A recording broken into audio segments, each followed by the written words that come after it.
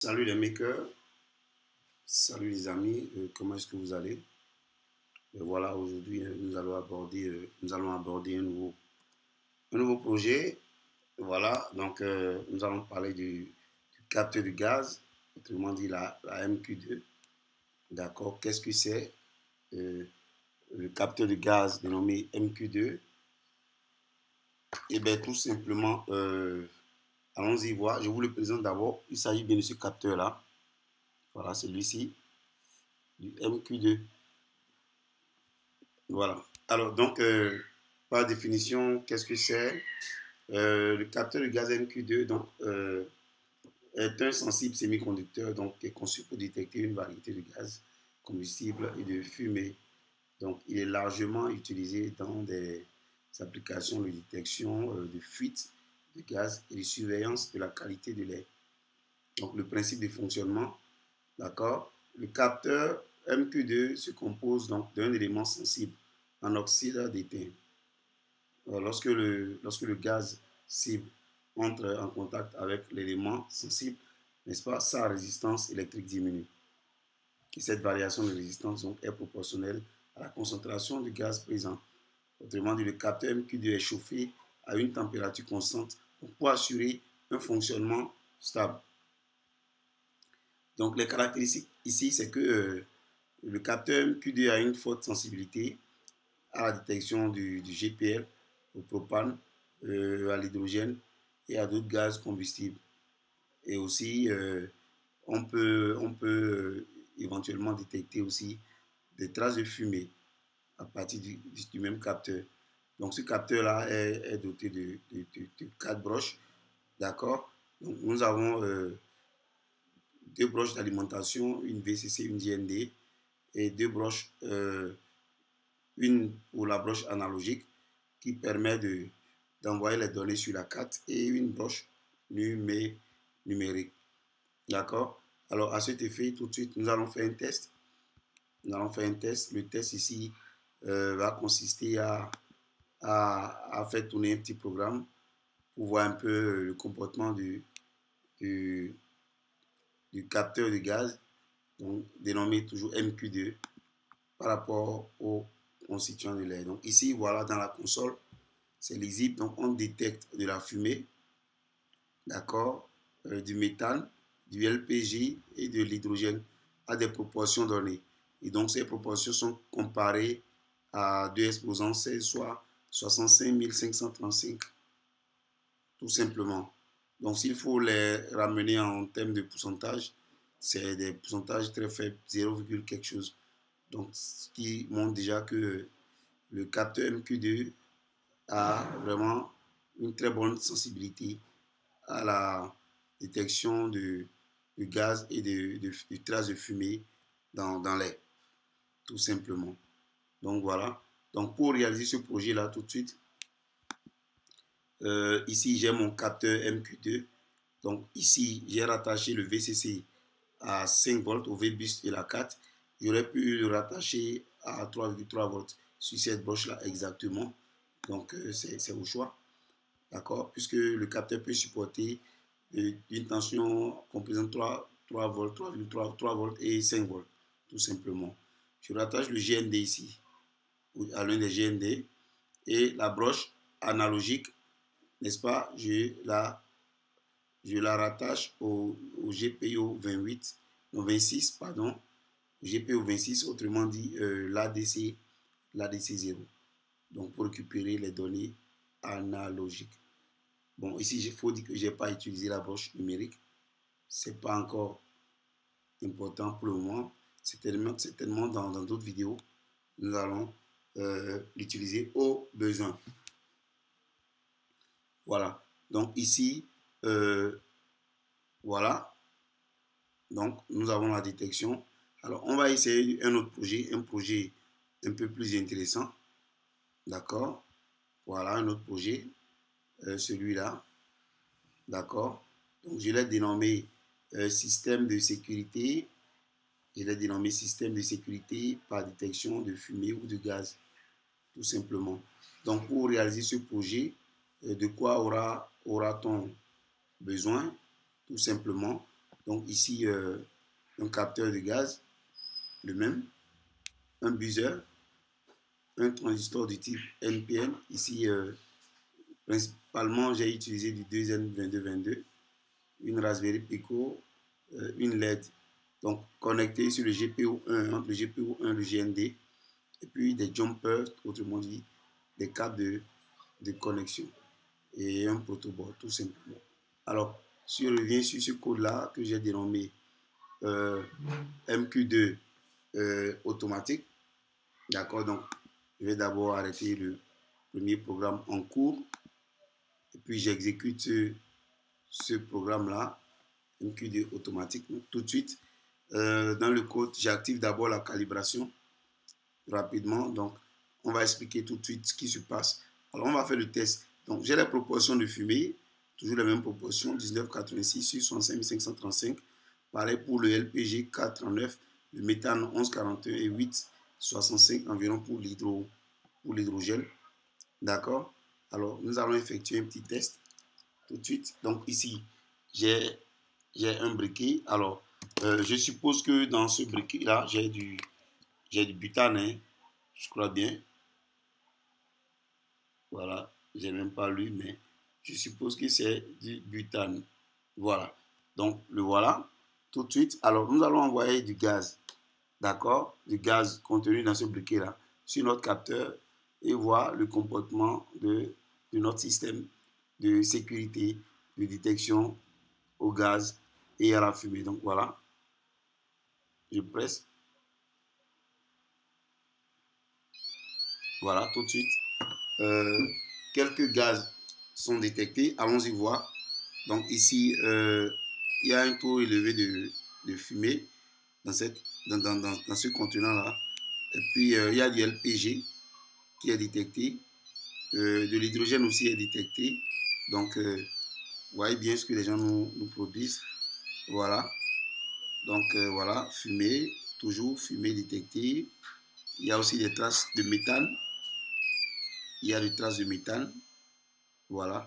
Donc, tout de suite, pour que la lame cesse d'émettre du son, il faudrait que le gaz se dissipe d'abord de l'enceinte. Alors, tout de suite, il n'y a pas de problème. Je vais envoyer une ventilation. J'envoie une ventilation et suivez les données au niveau de la console. Voilà. Quand j'envoie la ventilation, on voit que le méthane passe à 19,71. On dit dans les conditions normales. Voilà. Tout de suite, il y a toujours des traces. On ventile. Toujours des traces de fumée. Voilà. Ici, sur le calibrage, j'ai demandé à ce que ce taux-là soit inférieur à 20 et 15 pour les autres corps. Alors, nous allons voir tout de suite dans le code. D'accord? Donc, on attend un peu que du gaz soit évacué pour passer à l'interprétation.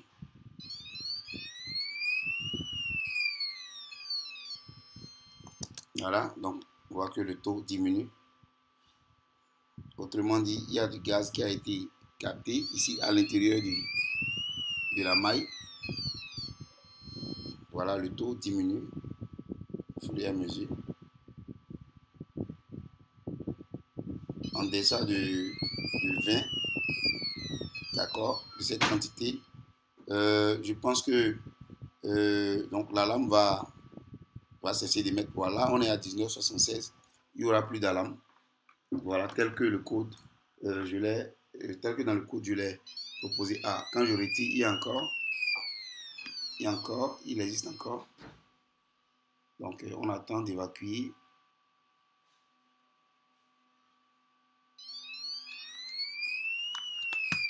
Donc, pendant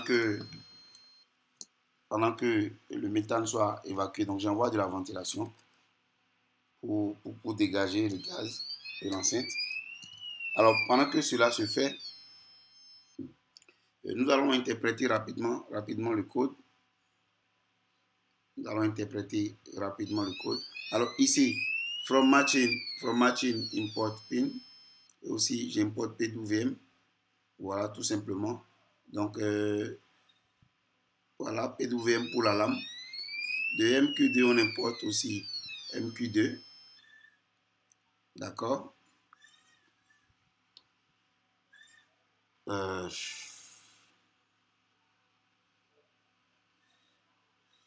voilà.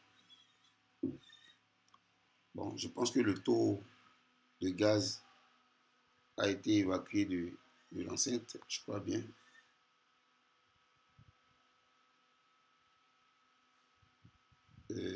Voilà, on a 19,16. Oui, comme taux de fumée. Donc, en deçà de 20, donc on n'aura plus d'alarme. Ça va encore déclencher. C'est toujours contenu dans la maille. Ici, piégé là. Donc, je ventile là-dessus.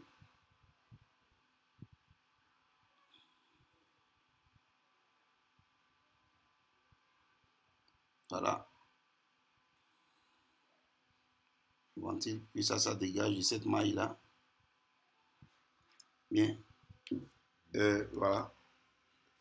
Donc, on revient maintenant sur l'interprétation du code. Donc, ici, de machine.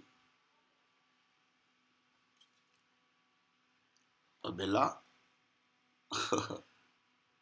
voilà. Alors donc, de machine, on importe pin et PWM, tout simplement. De MQ, from MQ2, on importe, donc de MQ2, on importe MQ2, et puis on importe aussi le délai, d'accord, en millisecondes, tout simplement. Ici, le capteur, ici on crée une variable sensor pour le capteur, d'accord, MQ2, auquel on rattache au GPO 26 en mode in pull-up. Ici, la base de tension est de 3,3 volts pour les données numériques. Donc, c'est cette tension qui est convertie en données numériques. Alors, au niveau du buzzer, je le rattache au GPIO 0. Le PWM, ici, est appelé ici, d'accord, pour pouvoir générer les mélodies. D'accord, ici, la LED que j'ai rattachée au GPIO 1. Ici, je crée une fonction pour faire clignoter 5 fois la LED. D'accord. Ici, une fonction sirène. D'accord. Une fonction alarme. D'accord. Pour nous avertir du danger. Si donc, après cela, je demande d'afficher la calibration du système. Lorsque le capteur est activé, donc est en mode calibration, on met calibration activée, tout simplement, après un délai de 100 millisecondes, tout simplement. Et puis, dans la boucle try et while true, je lui dis si la sensibilité, si la détection ici de la fumée est supérieure à 20, de m'afficher simplement la valeur, si j'ai utilisé la méthode de formatage, donc de m'afficher euh, la mesure, la valeur numérique par rapport à 65 000 environ, d'accord, 65 535, et de mettre print détection de fumée. Il fait clignoter 5 fois la LED et ensuite il déclenche l'alarme, tout simplement, ou la sirène. Voilà, ceci pendant, après 100 millisecondes, il coupe, il passe à une autre détection. Pareil pour le LPG, si le capteur détecte du LPG qui est supérieur à 15, à une proportion de 15 sur 65 000, voilà, il déclenche l'alarme. Voilà, donc ici, vraiment, il y a une forte sensibilité. Donc, pareil pour le méthane, pareil pour l'hydrogène. Ici, j'ai calibré ici par rapport à 15. Sinon, affiche-moi simplement sirène désactivée et dans les conditions normales, il m'affiche les valeurs que vous avez dans la console, tout simplement. Donc, c'est un projet intéressant et c'est un capteur vraiment sensible, très sensible. Donc, un projet que vous pourriez donc réaliser.